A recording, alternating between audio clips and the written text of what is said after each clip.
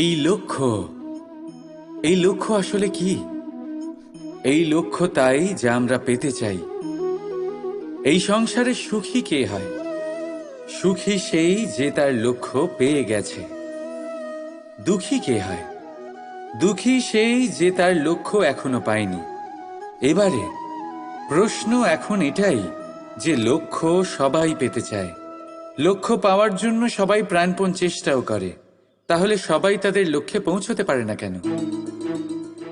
ঠিক আছে, কোথাও না কোথাও কিছু না কিছু কমতি থেকেই যায়, যাই বাধা থাক।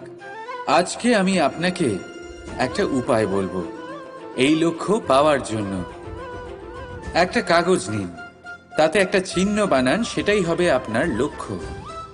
এবারে সেই লক্ষ্যে পৌঁছানোর একটা পথ বানান। এবারে এই যাত্রাকে ভিন্ন ভিন্ন ভাগে বিভাজন করে দিন। এবারে এটা হলো আপনার পরিকল্পনা। এবার এই পরিকল্পনা ক্রমানুসারে আপনি পালন করতে থাকুন, এটাই হবে আপনার চেষ্টা। এবার এইভাবে যদি আপনি চেষ্টা করতে থাকেন, যাই আপনার কল্পনা হোক না কেন, তা বাস্তব অবশ্যই হবে। তাহলে এই কল্পনাকে বাস্তবে রূপান্তরিত করুন। এইভাবেই নিজের পরিকল্পনা পালন করতে থাকুন। আপনার যাই কল্পনা থাকুক বা যাই লক্ষ্য থাকুক, তা বাস্তবে পরিণত হয়ে আপনার হাতে অবশ্যই আসবে। রাধা রাধা। কথা মানুষের পাওয়া সবচেয়ে অদ্ভুত উপহার। এই কথাই মানুষকে এই সংসারের সমস্ত প্রাণীর থেকে ভিন্ন করে তোলে, সংসারের সবচেয়ে উপরে নিয়ে যায়। এই কথার কারণেই আমরা একে অপরের সাথে ভাব আদান প্রদান করি। আমি আমার মনের ভাবনা অন্য কাউকে ব্যক্ত করতে পারি, অন্য কেউ তাদের ভাবনা আমাকে ব্যক্ত করতে পারে। এই কথাই আমাদের সবচেয়ে বড় ঢাল। এবারে দেখুন, আপনি নিশ্চয়ই লক্ষ্য করেছেন, কারোর কথা মধুর হলে লোকে তাকে ভালোবাসে, তাকে নিজের বন্ধু বানায়। সেইভাবেই যদি কারোর কথা কঠোর হয়, তাহলে লোকে তাকে ঘৃণা করে, তাকে নিজের শত্রু মনে করে। এই কথাই ভাষা হয়ে আমাদের ইতিহাস রচনা করে। তবে আমরা কি সত্যি বাণীর বিষয়ে অতটাই ভাবি যতটা আমাদের ভাবা উচিত? ভেবে দেখুন, মানুষের কথা বলতে শিখতে কত সময় লাগে। কোনো বালক 1.5 বছর বয়সে কথা বলতে শেখে, কেউ 2 বছরে, কেউ 3। এবার দেখুন, মানুষ 1.5 বছর বয়সে কথা বলতে শিখে গেলেও তার কি বলা উচিত এটা সারা জীবনেও শিখতে পারে না। এর উপরে মনোনিবেশ করুন, এটা বোঝবার চেষ্টা করুন কি বলা উচিত। নিজের কথা শুদ্ধ করুন, নিজের কথা মধুর করুন, আর সেই মধুরতার সাথে আমার সঙ্গে বলুন, রাধা রাধা। সময়, কথায় বলে সময়ের পূর্বে কিছুই হয় না। প্রতিটা ঘটনার একটা সময় থাকে। সময়ের আগে না সূর্যোদয় হয় আর না সূর্যাস্ত হয়। সময়ের পূর্বে গাছে না ফুল ফোটে না ফল ধরে। কিন্তু একটা কথা ভেবে দেখুন, যদি বর্ষা আসার আগে কৃষক ভূমিকে না প্রস্তুত করে, বীজ রোপণ না করে, তাহলে কি ফসল ফলবে? যদি কোনো যোদ্ধা যুদ্ধের পূর্বে নিজের অস্ত্রের ধার না দেয়, তাহলে সে যুদ্ধ কি করে লড়বে? এর মানে এটাই হলো যে সময় আপনার যখন আসার তখন অবশ্যই আসবে, কিন্তু ততক্ষণ এটাও গুরুত্বপূর্ণ যে আপনি নিজেকে তার জন্য তৈরি রাখুন। কারণ এই সুযোগ, এই কথাটা শুনতে যত ছোট, এটা আসেও ততটা কম সময়ের জন্য, তারপর চলেও যায়। এবার যদি সুযোগ আপনার হাতে আসে আর আপনি তার জন্য তৈরি না থাকেন, তাহলে আপনি সাফল্য কি করে পাবেন? তাই আপনি সঠিক সময়ের জন্য অপেক্ষা করুন, সেই সুযোগের জন্য অপেক্ষা করুন, কিন্তু ততক্ষণ নিজের চেষ্টার দ্বারা নিজেকে আরো সক্ষম করে তুলুন, কারণ সাফল্য আপনার জন্য অপেক্ষা করছে। শুধু আপনি তার জন্য তৈরি থাকুন। রাধা রাধা। আমাদের মধ্যে বহু মানুষ মাঝে মাঝে নিজেকে অকর্মণ্য মনে করি, ভেবে নিই যে এত চেষ্টা করার পরেও কিছুই পেলাম না, আর হয়তো পরেও কিছুই পাবো না। আর সেই জন্য নিজের জীবনের সমস্ত বোঝা অন্য কারোর কাঁধে চাপিয়ে দিই, নিজের ওপরে বিশ্বাস হারিয়ে ফেলি। কেন বুঝতে পারেন না এই কথাটা?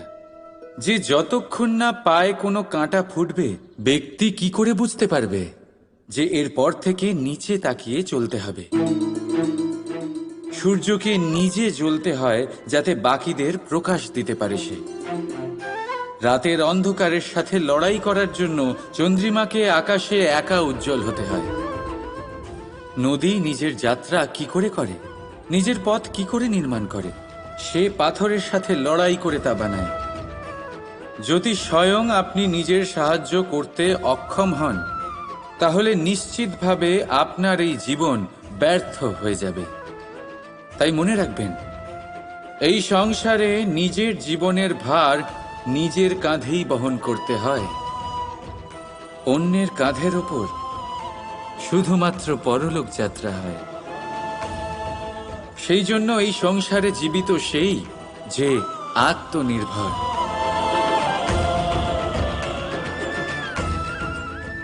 রাধা রাধা। স্বপ্ন, প্রত্যেক মানুষ স্বপ্ন দেখে, আর প্রত্যেক মানুষ এই আশাও করে যে তার স্বপ্ন পূরণ হোক। কিন্তু তার স্বপ্ন কখনো পূরণ হয় না যারা প্রথমেই এই কথা ভেবে নেন যে তাদের স্বপ্ন পূরণ হয়ে গেছে। তাদের স্বপ্ন যথার্থ হয় যারা প্রয়াস করতে থাকে, নিরন্তর প্রয়াস। সেই জন্য জীবনে চেষ্টা চালিয়ে যান, পরিশ্রম করতে থাকুন, আর পূর্ণ বিশ্বাসের সাথে নিজের স্বপ্ন পূরণ করার দিকে অগ্রসর হয়ে পড়ুন। নয়তো এরকম না হয়ে যায় যে অন্য কেউ আপনাকে দিয়ে তার স্বপ্ন পূরণ করিয়ে নেয়। রাধা রাধা। সংসারে প্রত্যেক ব্যক্তি কোনো না কোনো রূপে ঈশ্বরকে মানে। কেউ মূর্তি রূপে, তো কেউ তত্ত্ব রূপে, কেউ ভাবনা রূপে, আবার কেউ স্বভাব রূপে। কেউ নিজের মধ্যে পরমাত্মা খোঁজে, আবার কেউ অন্যের মধ্যে। কারোর কাছে জ্ঞানই পরমাত্মা। সংসারে প্রত্যেক মানুষই কোনো না কোনো রূপে তার ঈশ্বরকে পেয়েই যান। কিন্তু একটা কথা বলবো, ঈশ্বর প্রথমেই নিজের একটা স্বরূপ পৃথিবীতে আপনার কাছে পাঠিয়ে দিয়েছেন। সেই স্বরূপ হলো আপনার মাতা, আপনার মা। সেই মা যিনি আপনাকে জন্ম দিয়েছেন, আপনাকে বাঁচতে শিখিয়েছেন, আপনাকে সংস্কার দিয়েছেন। যদি আপনি কখনো কোনো অনুচিত পথে অগ্রসর হয়েছেন, তখন তিরস্কার করে আপনাকে সঠিক পথে এনেছেন। যদি আপনি এই সংসারে অসফল হয়েছেন, তখন তার আঁচলের উষ্ণতা দিয়ে আপনাকে আশ্বাস জুগিয়েছেন। সেই সমস্ত কাজ করেন এই মা, যা ঈশ্বরও করেন। সেই জন্য মনে রাখবেন যে এই সংসারে আপনার সবচেয়ে প্রথম ঈশ্বর যদি কেউ থাকে, তাহলে তা আপনার মা। প্রত্যেক প্রতিমাতে ঈশ্বর নাই থাকতে পারে, কিন্তু প্রত্যেক মায়ের মধ্যে ঈশ্বর অবশ্যই থাকে। রাধা রাধা।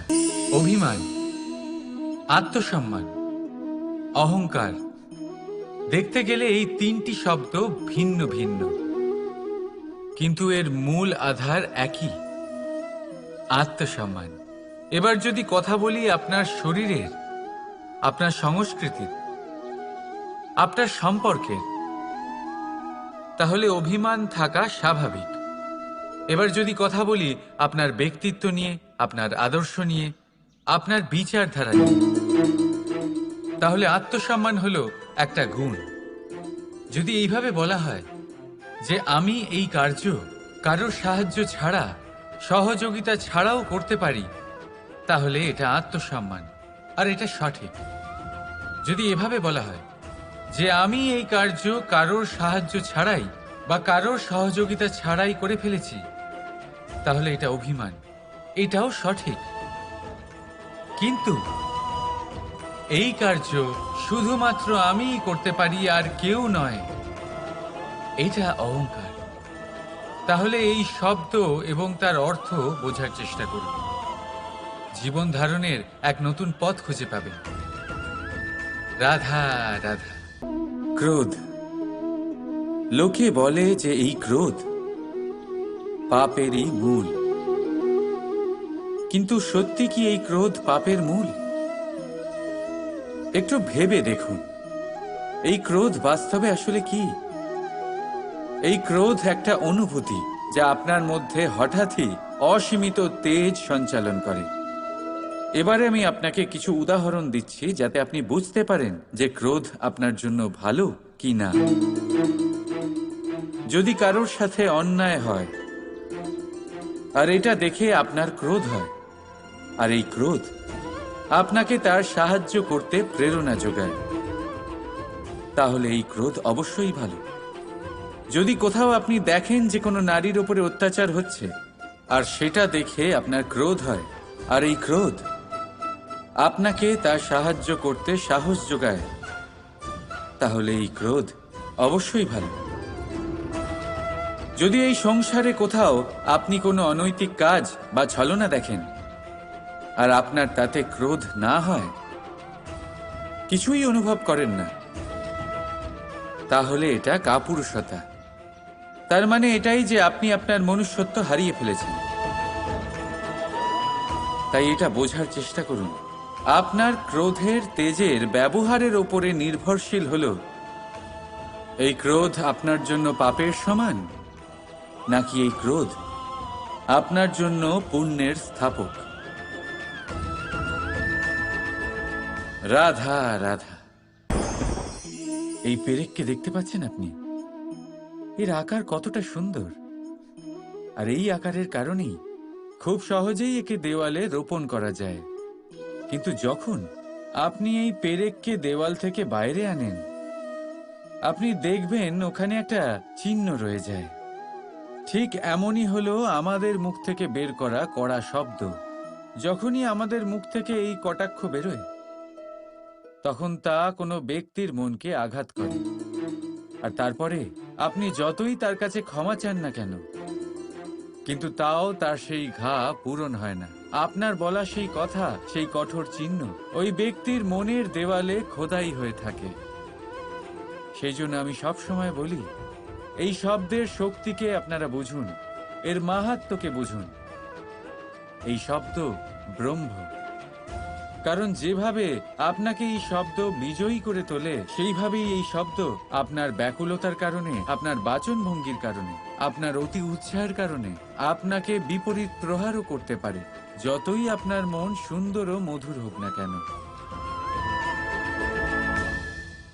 রাধা রাধা। মানুষ নিজের জীবনে সুখ পাওয়ার জন্য অনেকবার চেষ্টা করে, কিন্তু সহস্র প্রয়াসের পরেও ব্যক্তি মনের মতো সুখ পায় না। সুখকে পাওয়ার এই যাত্রা অনেক সময় দুঃখের মোড়েতে এসে সমাপ্ত হয়ে যায়, আর মানুষ বুঝে উঠতে পারে না যে কেন কেন এমন হলো। তার প্রয়াস শুদ্ধ ছিল, তার মন পবিত্র ছিল, তার মনোবাঞ্ছনা সঠিক ছিল, কিন্তু তাও কেন সে সুখ পেল না? এর কারণ হলো আপনার আশেপাশের লোকজন আপনার সাথী। আপনি সুখ অথবা দুঃখের লক্ষ্য এনাদের থেকেই পান। তাই মনে রাখবেন, অনেক সময় আমরা দুঃখ এই কারণে পাই কারণ আমরা দুর্জনের ওপরে ভরসা করি, আর অনেক সময় দুঃখী আমরা এই কারণে হই কারণ আমরা সজ্জনের ওপরে সন্দেহ করি। যেদিন আপনারা এটা বুঝতে পারবেন যে কাদের ওপরে সন্দেহ করবেন আর কার থেকে আশা রাখবেন, সেই দিন আপনার জীবন থেকে দুঃখ চিরকালের জন্য চলে যাবে। তাহলে আসুন আর আমার সাথে ভালোবেসে বলুন, রাধা রাধা। সময় বড়ই অদ্ভুত, এই সময়, তাই না? দেখতে গেলে এটা একটা অনুভূতি, একটা সংখ্যা, একটা বিষয়। এবারে দেখুন না, সূর্যোদয় সকলের একসাথেই হয়, তাই তো?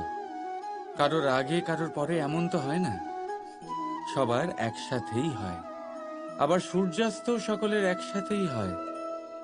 এবারে ভাবুন, এই সময় প্রত্যেকের জন্য আলাদা আলাদা। কারোর জন্য এই সময় ভালো, আবার কারোর জন্য এই সময়ই খারাপ। এক্ষুনি এই মুহূর্তে কারোর মুখে সফলতার আলো রয়েছে, আবার কারোর মুখে অসফলতার নিরাশা। এটা কেন? কেন এই সময় কারোর জন্য শ্রেষ্ঠ, আবার কেন তা কাউকে নিরাশ করে? এটার উত্তর হলো আপনার চিন্তা, আপনার কর্ম। যেমন আপনার চিন্তাধারা, তেমন আপনার কর্ম, আর তেমনই হবে আপনার এই সময়। আপনি জীবনে সুখ তখনই পাবেন যখন আপনি কারোর মুখে আশার আলো এনে দেবেন। আপনি আনন্দ তখনই পাবেন যখন আপনি কাউকে খুশি করবেন। হ্যাঁ, এটা ঠিক যে কাউকে খুশি করা সবসময় আপনার হাতে নেই, কিন্তু আপনার হাতে এটা অবশ্যই আছে যে আপনি কাউকে দুঃখ না দেন, কাউকে নিরাশ না করেন। আর কোনো ব্যক্তিকে দুঃখ না দেওয়ার এই চেষ্টাও আপনার কর্মই বটে। আর এই শুভ কর্মের ফল আপনাকে প্রকৃতি অবশ্যই দেবে। তাই মনে রাখবেন, ভালো সময় তারই আসে যে কখনো কারোর খারাপ চায় না। রাধা রাধা। লোকে বলে মানুষ নিজের ভবিষ্যৎ জন্ম থেকেই লিখিয়ে আনে, অর্থাৎ এখানে এই কপালে। ভাগ্য দেবতা আমাদের সমস্ত উত্থান, সমস্ত পতনের হিসেব সবটা লিখে দেন। কিন্তু কপালে কেন, পায়ে নয় কেন? যদি পায়ে লেখা হয় তাহলে আমরা পড়তে পারবো, যদি কপালে লেখা হয় আমরা ছাড়া বাকি সবাই পড়তে পারবে। এবারে আমাদের কপাল এখানে তাই প্রতিফলিত হয় যা আমাদের মস্তিষ্কে আছে, আর মস্তিষ্কে থাকে আমাদের ভাবনা। তাই এই ভাবনার ধনাত্মক হওয়া অত্যন্ত জরুরি। এতে বিকাশের জন্য স্থান রাখুন, এতে সবাইকে একসাথে নিয়ে চলার ভাবনা রাখুন, আর বিশ্বাস করুন আপনার মস্তিষ্কের এই ভাবনা সাফল্য রূপে আপনার কপালে অবশ্যই লিখিত হবে। কারণ আপনার ভাবনাই সত্য হয়ে আপনার জীবনে আসে। রাধা রাধা। সম্পর্ক, এই সম্পর্ক বন্ধুত্বের হোক বা ভালোবাসার, এর আধার হলো হৃদয়। এবার এই হৃদয়ের কথা বাইরে বের করার জন্য আমাদের দরকার পড়ে শব্দের। এবার আমরা এই ভুল অনেকবার করে ফেলি। এই শব্দ মিষ্টি হোক বা হোক কর্কশ, সেই ভিত্তিতেই আমরা সম্পর্ক পরিমাপ করি। এটাকেই সম্পর্ক ভেবে নিই আমরা, আর এটাই আমাদের সব থেকে বড় ভুল। তাই মনে রাখবেন, এই সম্পর্ক শুধুমাত্র হৃদয় দিয়ে গড়ে তোলা যায়। যেটা শব্দ দিয়ে গড়া যায় সেটা সম্পর্ক নয়, আর তাতে আক্রোশ শুধুমাত্র শব্দের মধ্যে থাকা উচিত, হৃদয় নয়। তাই শব্দ দিয়ে নয়, হৃদয় দিয়ে অন্তর থেকে ভালোবাসুন আর তাকে গড়ে তুলুন। আর আমার সাথে বলুন, রাধা রাধা। আমরা সবাই জীবনে সফল হতে চাই, তাই না? প্রত্যেকের জীবনে ব্যক্তিগত একটা লক্ষ্য আছে, আর প্রত্যেকের জীবনে তাদের লক্ষ্যে পৌঁছানোর আলাদা আলাদা যাত্রা আছে। এবার এই যাত্রায় অগ্রসর হওয়ার জন্য পথের দরকার। পথ, এই পথ, এটা অত্যন্ত গুরুত্বপূর্ণ। আর মানুষ এটাই বুঝে উঠতে পারেন না। অধিকাংশ মানুষ তাদের গোটা জীবন কাটিয়ে দেন এই পথ খুঁজতে গিয়ে, আর অধিকাংশ মানুষ জীবন কাটিয়ে দেন তাদের এই পথ বদলাতে গিয়ে। কিন্তু এভাবে সাফল্য অর্জন করা যায় না। এবারে আপনারা জিজ্ঞেস করবেন, কি করে সাফল্য লাভ করব? এই সফলতা তিনি অর্জন করেন যে তার পথ নিজেই তৈরি করেন। দেখুন, যত শক্তি আর যত সময় আপনি পথ খুঁজতে আর বদলাতে গিয়ে নষ্ট করবেন, তার থেকে কম সময় এবং শক্তির দ্বারা আপনি নিজের পথ নিজেই বানাতে পারবেন, নিজের লক্ষ্যে পৌঁছতে পারবেন। সেই জন্য বারবার আপনার পথ বদলাবেন না, খোঁজাখুঁজি করবেন না। নিজের এই যাত্রায় নিজের পথ নিজেই তৈরি করুন, আর যত তাড়াতাড়ি সম্ভব নিজের লক্ষ্যে পৌঁছে যান। রাধা রাধা। মোহ। শাস্ত্রে লেখা আছে যে মোহ শুধু সেই ব্যক্তিকেই নয়, বরং সেই আরেক ব্যক্তিকেও বিনাশ করে দেয় যার ওপরে সেই মোহ আছে। এবারে লোকে কি করেন, এই শাস্ত্রে লেখা কথাগুলি শুধু শাব্দিক অর্থে নেন। এই মোহ, দেখুন, এটা শুভও হতে পারে, শুধু এর রূপ ভিন্ন ভিন্ন হয়। এটা ভালো করে বুঝতে হবে। এবারে মোহ যদি কোনো বস্তুর উপরে থাকে তাহলে তা লালসা হয়ে যায়। মোহ কোনো বিশেষ ব্যক্তির উপরে হয়ে গেলে তা প্রেম নয়, আকর্ষণ হয়ে যায়।